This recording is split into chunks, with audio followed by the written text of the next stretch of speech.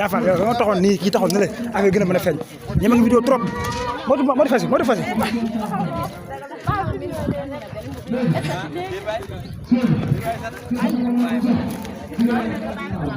lentement doucement rek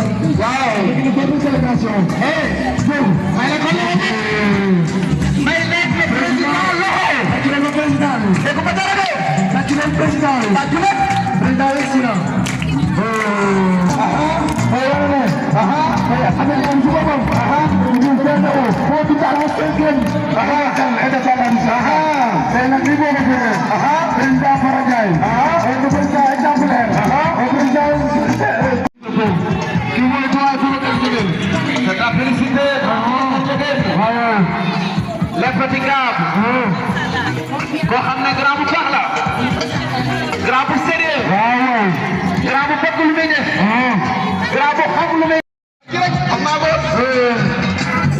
kii mooy la grand Yoro Faye comme de Sambou Mba ñëpp xam nañ ko kii mooy grand Abdou Diouf boy boy ne ku koy sax foog nga ko xol fekk ci ko kenn du la dem sa atagu le lion ci ko ay est-ce que les sax demande def leen devi dem si wala yéen dal ak fuural boy bi namu ko dafa ndaw xam nga dara nga di si tor dina léegi ku ñal rap yeeg ci ne ñoom daan dem naa dugg si lu mu daan ku taa ko mu yëne ci bele wa xëy suba te di door wa bi la dalal loxo di ñaan sax dem tere si waa di jàmbal ko ci leen nga si ko ak fay jëse bay gën bi te kala gën la nga su ko bi nga taxaw de gis bu ma non ko sa ko ko bi nga rafet ci fay bay ñu boy sa rap ko doy damay kulle ak sa du doy ma da xamal ci kenn ma ta bay ñan ku kenn dama raw bu ñan ci jeune bi yow xala jeune bi fu le ka tawal fi ndax dañoo tek ci kenn bi namu wa amul juwa yéen ko jël seen juwa bari bay ra xamul juwa bay ñu bay ñu seen ko ba di gis seen ñu ben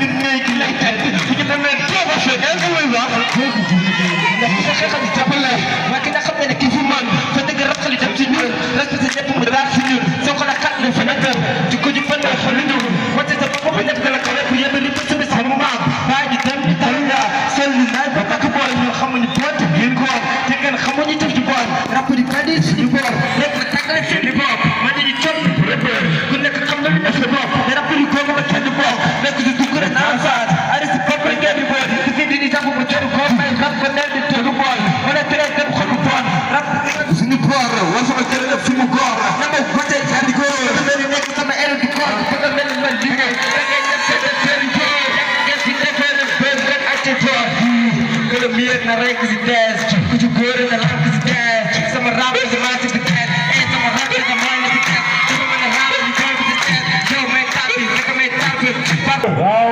foog mu am day doon oui foog mu def tey su dee nga war a wax ko ñëpp su dee nga war a wax ko ko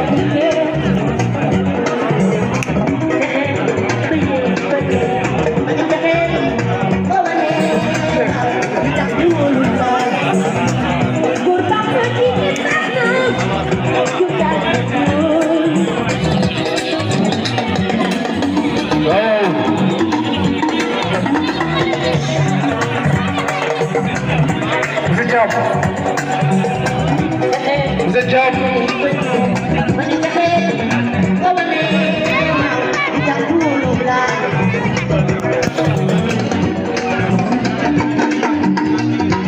Bravo. Voyons, vous connaissez comment commencer d'abord. Ouais.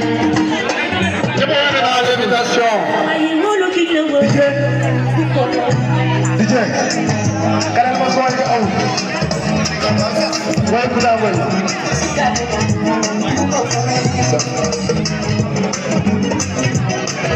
Voilà, bon délégation bu jógee fii ba Kër Maba Diakhou ànd ak seen xarit seen doom ndey di le coordinateur Pastef commune de Kër Maba Diakhou commune de Kër Maba Diakhou di nga ñaanal dal leen jàmm fii ci Kassara fii waaw kontaan nañ ci allo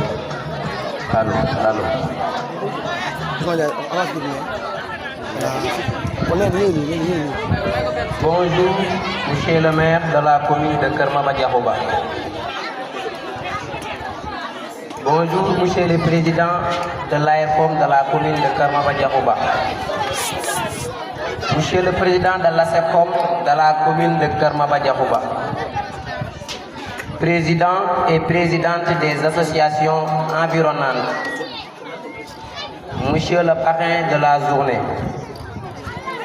Madame la marraine de la journée. Monsieur le frère d'honneur de la journée. Chers parents, camarades, élèves et étudiants, chers invités, à vos noms, rendus titres et qualités, je vous adresse mes salutations les plus respectueuses et distinguées et vous souhaiter la bienvenue.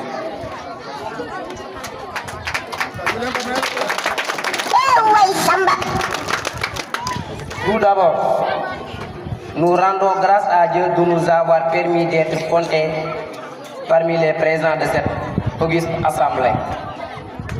C'est avec une immense joie que nous réunissons aujourd'hui pour célébrer les 48 heures socio-culturelles de notre amicale.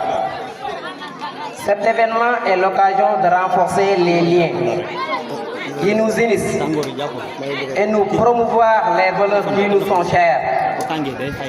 Notre amicale a pour mission de créer un espace de solidarité et d'entraide entre élèves et étudiants de la commune de Kër Maba Diakhou.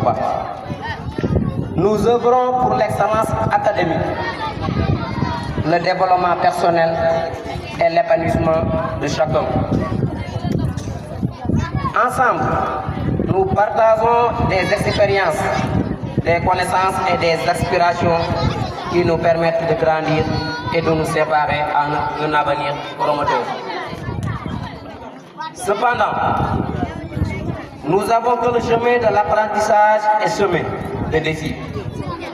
Nous avons arrêté de douter, de nous heurter à des difficultés. Mais chaque obstacle surmonté à une victoire qui nous rapproche de nos rêves. C'est pourquoi je vous encourage à persévérer, à rester curieux et à croire en nos capacités. Notre amicale est là pour vous soutenir, vous inspirer et vous accompagner dans un parcours. Toutefois, il est important de rappeler que les conditions d'études ne sont pas toujours idéales. Le manque de ressources, les infrastructures inadéquates et les difficultés financières sont des réalités que nous ne pouvons pas ignorer.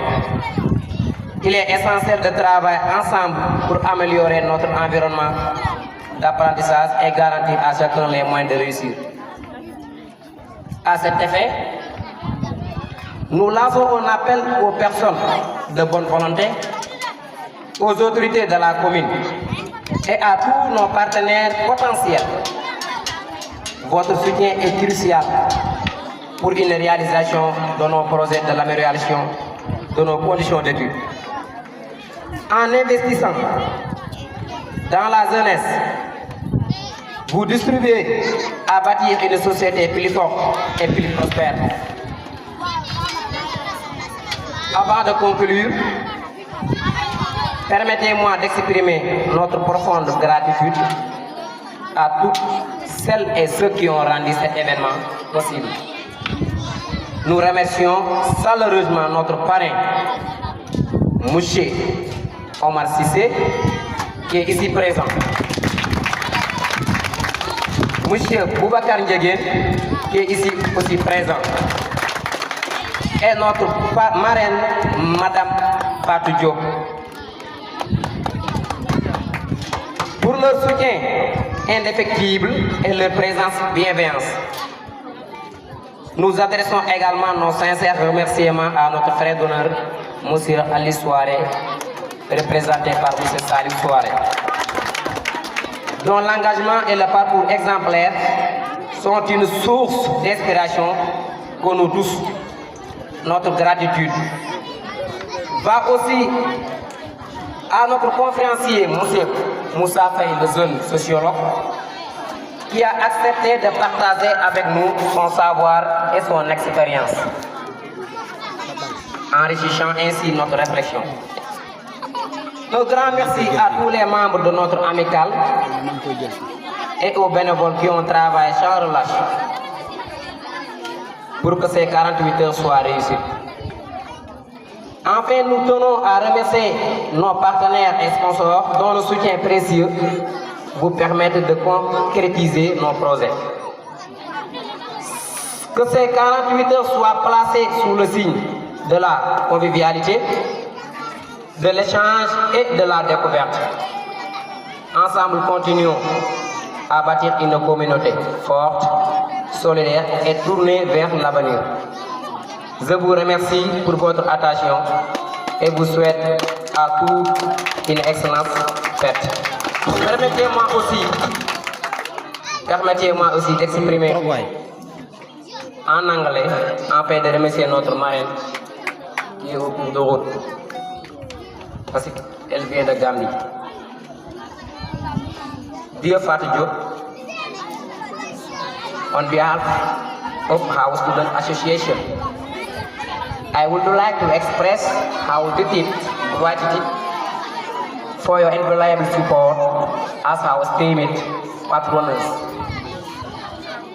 Your unwavering commitment and generosity have played a pivotal role in the success of our initiative, and we are truly honored to have you by our side. You believe in our mission to foster academic excellence, personal development, and solidarity among students has been a source of great inspiration.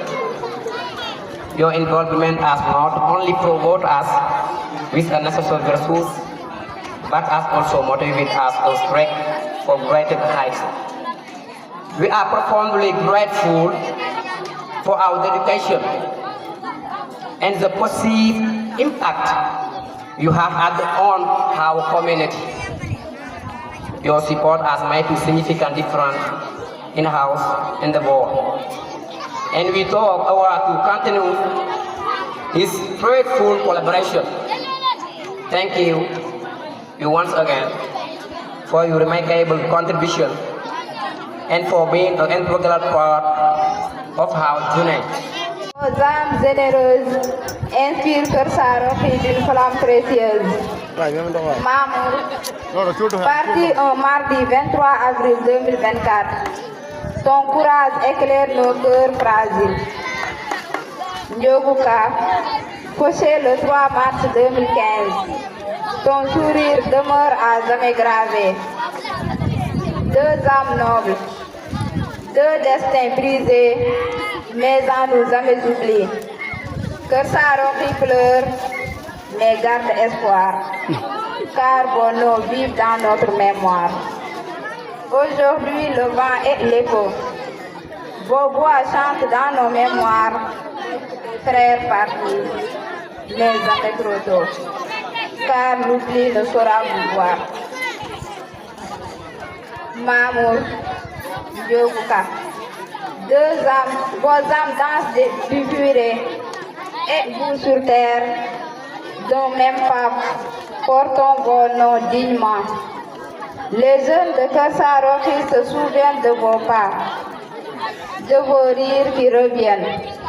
Vous êtes partis, vous êtes présents dans chaque regard, dans chaque espoir et dans chaque départ. Reposez en paix, braves et dignes. Vos noms ressonnent comme des hymnes, car tant que nos cœurs battent encore, vous vivez en nous. à jamais plus fort. Que la terre soit douce, que la paix vous étreigne et que vos souvenirs, comme un chant, nous enseignent. Reposez en paix, chers frères aimés. Vos noms à jamais resteront gravés. Merci beaucoup, Madame Kolofa. Mu nekk groupe dans le bokk wala fii anamu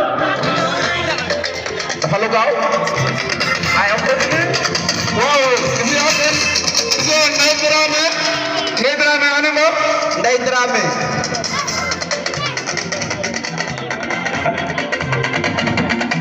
waa gisoo Khady Diallo aussi Khady Diallo nee na loo chanté dafa am gàllankoor di jàll ci commission administrative monsieur Mbaye Niang absent Mbaye Niang absent monsieur El Hadj Babacar Sall waaw dafa dem liggéey monsieur aussi waa communication monsieur Sen Niang oui waaw Sen mu ngi noonu monsieur Diagne monsieur El Hadj Signaté monsieur Moustapha Ka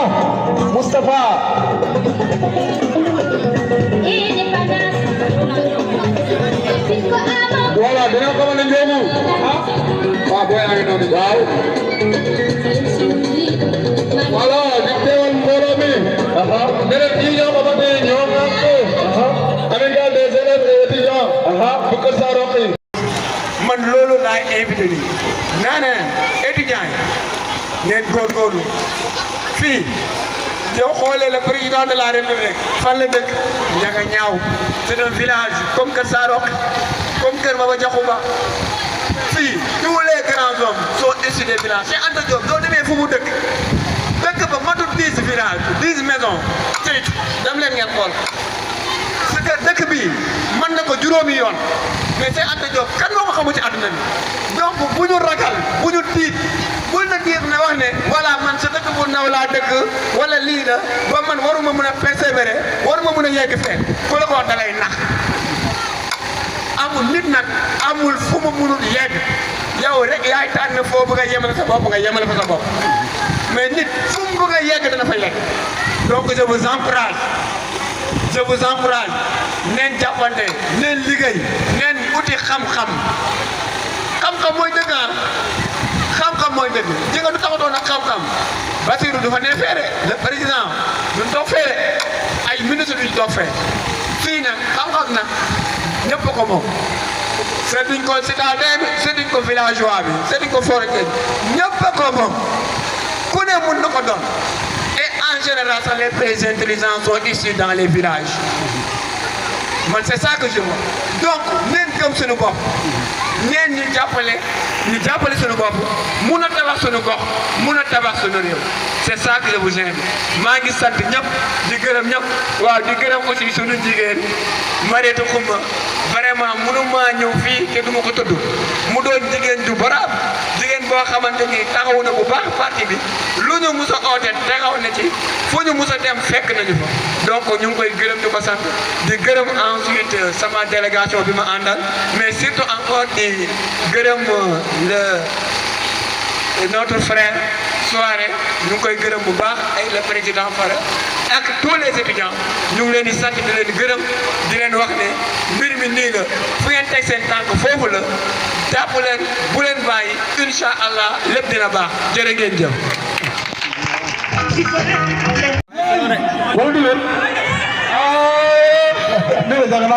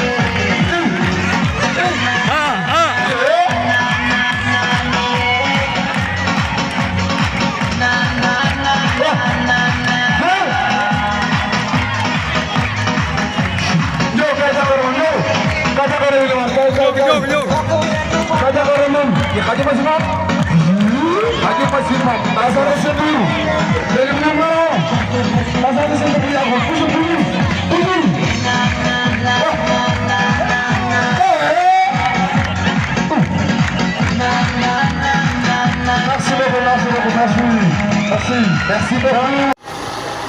Donc, sur ce, je lance un appel à toute la jeunesse, particulièrement à nos frères élèves et étudiants. Donc, on ne peut pas parler de développement sans l'éducation. Donc, Dieu merci, comme vous l'avez très tôt su, je pense que vous êtes en train d'exhorter à nos frères de multiplier les efforts dans les différentes structures scolaires. Et c'est ça l'essentiel. Et c'est ça qui peut nous pousser vers l'émergence, comme le dit notre cher président de la République. Chers étudiants, dorénavant, je vous confirme que je suis toujours avec vous et je le serai toujours.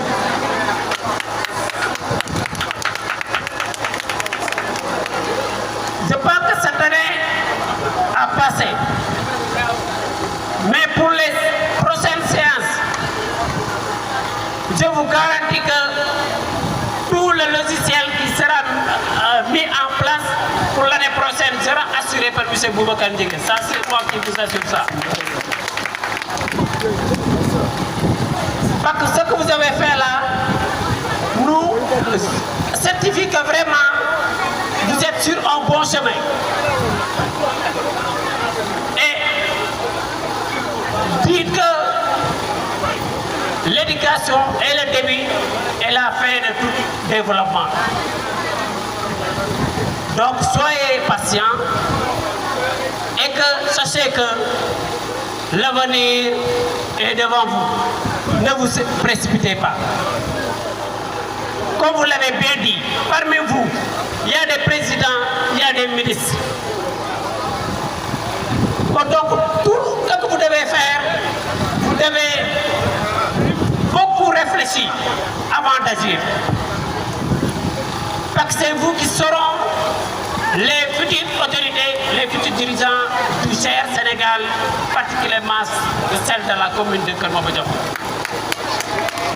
Et c'est ce que j'ai lu envers vous, de votre engagement, de votre détermination, de votre engouement.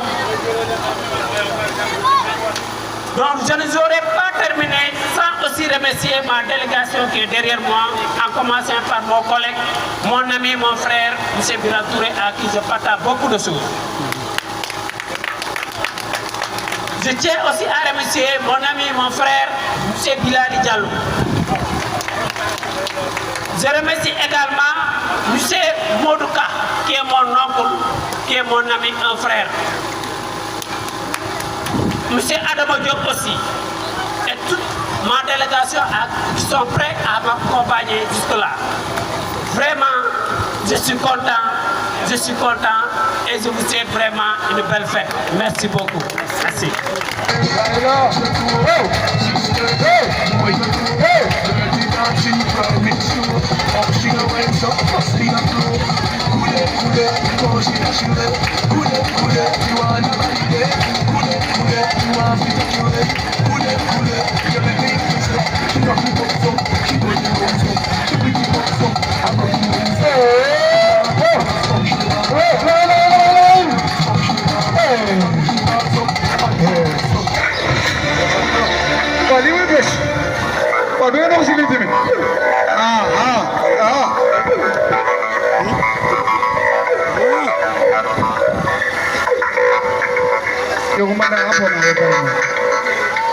Just lifting up to on the track. Nobody get home.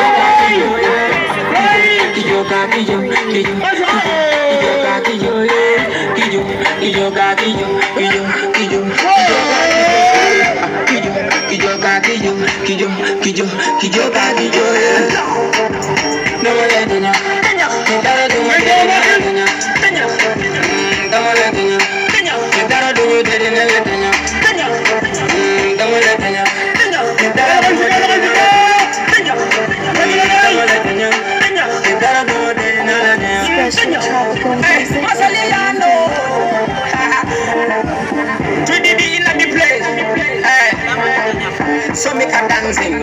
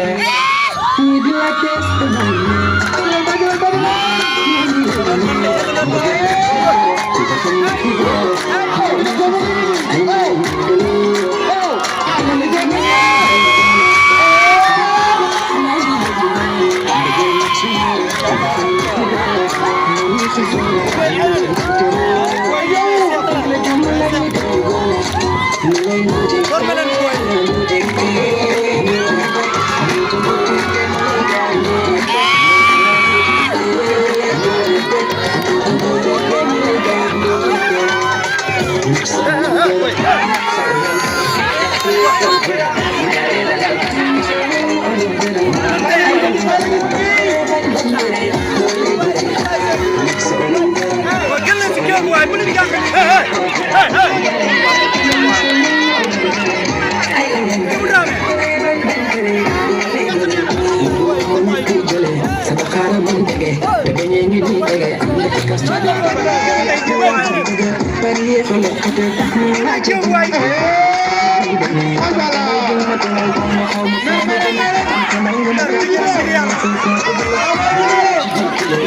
Ay,